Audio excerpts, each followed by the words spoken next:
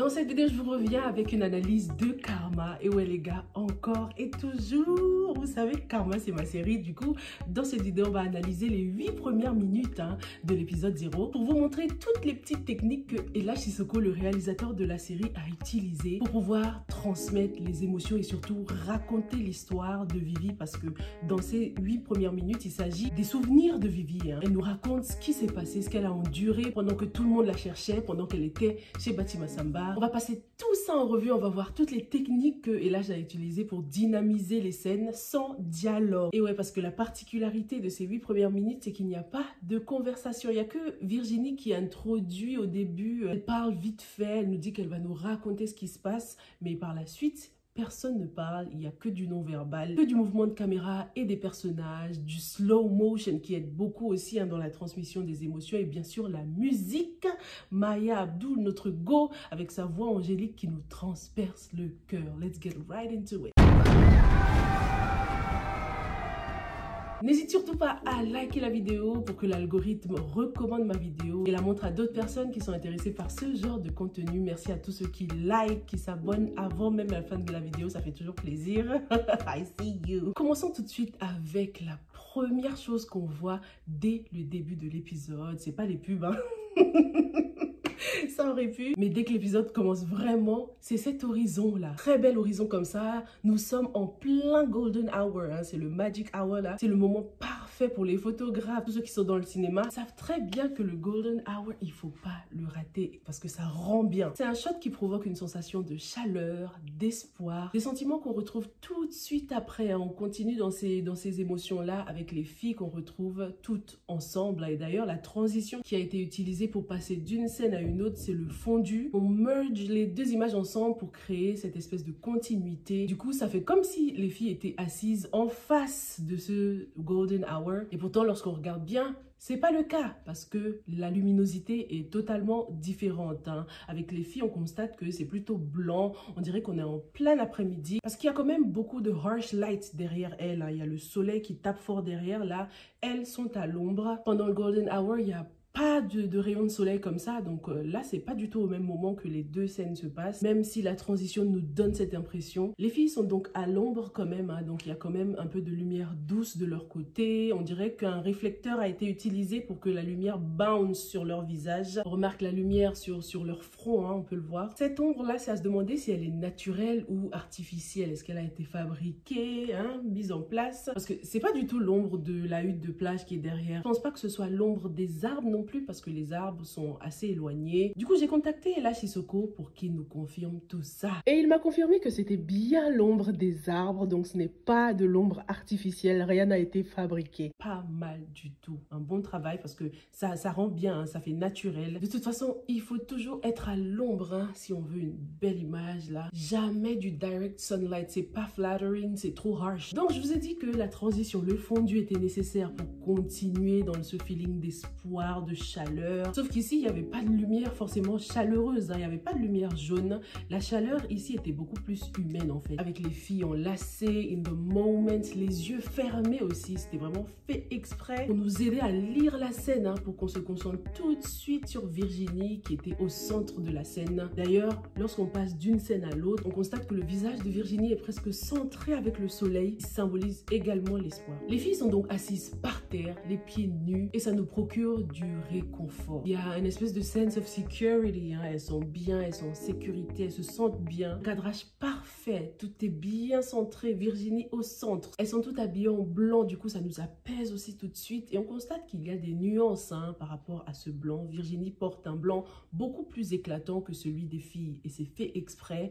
pour la garder au centre de l'image, pour que notre focus soit vraiment sur elle, plus qu'autre chose. Et comme je l'ai dit, c'est pour ça que les filles gardent les yeux fermés et que Virginie, elle, ouvre les yeux à un moment. Les yeux fermés effacent les autres personnages un peu. C'est comme si on les floutait pour qu'on se concentre sur les expressions faciales de Vivi. Elle ouvre les yeux, elle pense un peu, elle take a deep breath. T'as vu la respiration qu'elle a faite? Ça indiquait qu'elle était soulagée. Mais ce qui m'a surpris pendant cette scène, c'est qu'il n'y avait pas de vent. Parce que quand même, normalement, à cette heure-là, en pleine plage comme ça, il y a quand même un peu de vent qui passe. Donc, je pense que c'était vraiment le perfect timing pour shooter cette scène. Cette absence de vent donnait l'impression que le temps était figé ou bien ralenti en fait, hein, et que les filles étaient de nouveau inséparables. Toujours avec cette notion de soulagement, de confort, on a la hutte de plage là derrière elle. Elle a la forme d'une maison, hein, et comme par hasard, les filles sont vraiment pile poil dedans, ce qui symbolise le retour à la maison de Virginie. Hein, ça symbolise clairement son retour. Pendant cette scène, le fait que Virginie était par terre nous indiquait qu'elle allait avoir besoin d'aide pour se relever, elle allait avoir besoin de soutien. Cette scène est totalement parallèle à la scène finale où, dans ce cas, toutes les filles sont debout et lâche prise, hein, lâche Virginie pour qu'elle puisse guérir. Une victoire pour Vivi, hein, lorsqu'elle throw the peace sign. Et ça me rappelle aussi un bébé. Lorsqu'il apprend à marcher, au début, il a besoin d'aide. Hein. Il a besoin qu'on l'accompagne. Et on est tellement ému à la fin lorsqu'on le voit marcher tout seul comme ça. C'est presque un miracle. C'est pareil pour Vivi. Tout ce processus de guérison a été clairement une renaissance. Elle est revenue à la case départ comme un bébé qui venait de naître.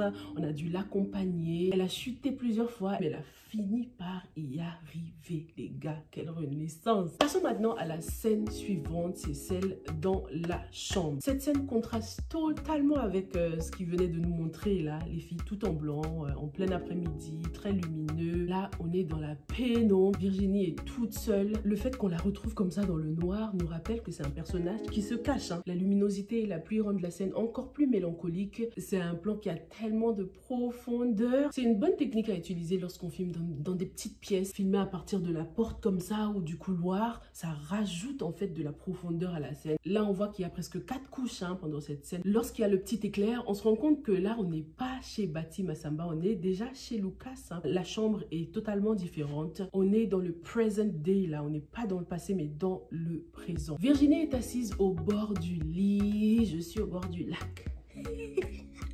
On se concentre, Sylvia.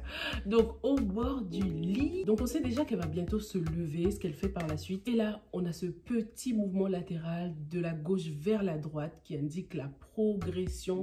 On en a déjà parlé plusieurs fois sur cette chaîne. Hein. Le mouvement de la gauche à la droite est toujours positif. Ça indique la progression. Gardez ça en tête parce qu'on va beaucoup revenir dessus. Il y en a eu d'autres pendant ces 8 minutes. Lorsqu'on se dirige vers la gauche, c'est négatif. Lorsqu'on se dirige vers la droite, c'est positif. Donc là, forcément, lorsqu'on voit ce mouvement de la gauche vers la droite, on sait tout de suite que c'est du positif. Hein. On découvre que Virginie a accouché parce qu'il y a le crib du bébé juste derrière elle, le lit du bébé est juste derrière elle. On conclut qu'elle a déjà accouché à ce moment-là, donc le temps s'est écoulé. J'ai vraiment kiffé cette scène, surtout le reveal du lit du bébé parce qu'on avait l'impression avant ça que Virginie était toute seule dans cette chambre alors que non, son bébé dormait juste à côté. J'ai kiffé l'éclairage aussi, hein, pour qu'on voit bien le lit du bébé. Dis-moi dans les commentaires si tu l'avais remarqué ou pas. Et dans la logique des choses, vu la position dans laquelle Virginie était, son instinct de mère devrait la pousser à regarder tout de suite vers le lit de son bébé, chose qu'elle ne fait pas. Au contraire, elle regarde vers la gauche. Ses souvenirs, son passé négatif. Virginie est toujours hantée par le passé.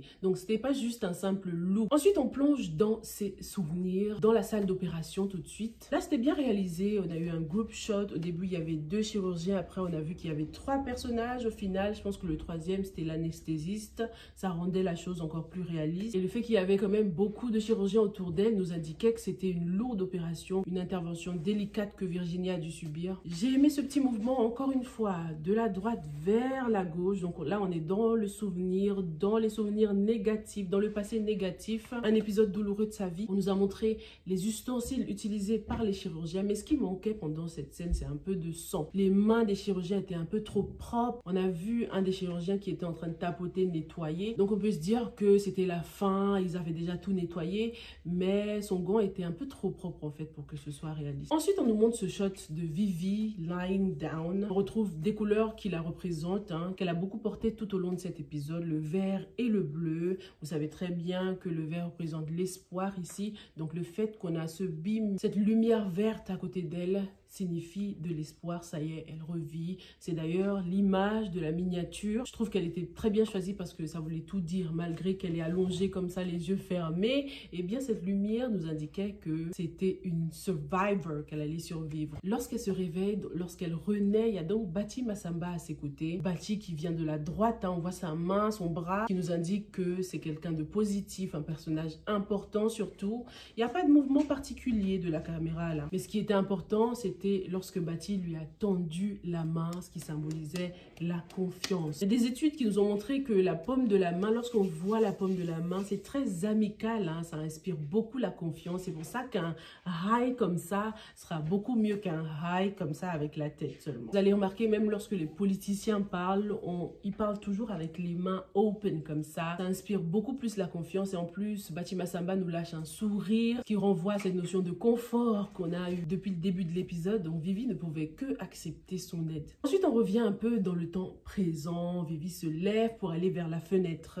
Et là, on se rend compte que la porte par laquelle on est entré, hein, elle est fermée en fait. Alors qu'elle était ouverte quand même tout à l'heure. Enfin, lorsqu'on entrait, ça donnait une impression que la porte était ouverte. Mais là, on se rend compte qu'elle est fermée. Et du coup, ça rend la caméra invisible. Comme si on était passé à travers la porte fermée pour se rendre dans la chambre de Vivi. On passe ensuite à mon deuxième shot favori. Beaucoup de profondeur encore une fois. Sur le premier plan, on voit Virginie qui arrive de gauche à droite. Encore une fois, la progression, un mouvement latéral positif. Ça indique la progression dans sa guérison, hein. Là, on constate qu'elle arrive maintenant à se tenir debout à l'aide de béquilles. Ensuite, on a les rideaux qui séparent les deux décors. On a le poteau qui n'est pas à négliger. On a la verdure et ensuite, maintenant, on a Bati et sa sœur. Vous avez vu comment c'est profond? Je trouve ça super beau. Il y a beaucoup de choses qui se passent en même temps sur l'écran et pourtant, on n'est pas perdu parce que c'est bien layered. J'ai kiffé le placement de la caméra aussi au niveau des pieds de Vivi qui indiquait également que Vivi était en hauteur. On le voit avec ce point de vue de l'extérieur là. On devine que le jardin est en bas par rapport à la maison. Ensuite, là, encore une fois, grâce au mouvement du personnage, on a une émotion négative, la frustration. De shot en shot,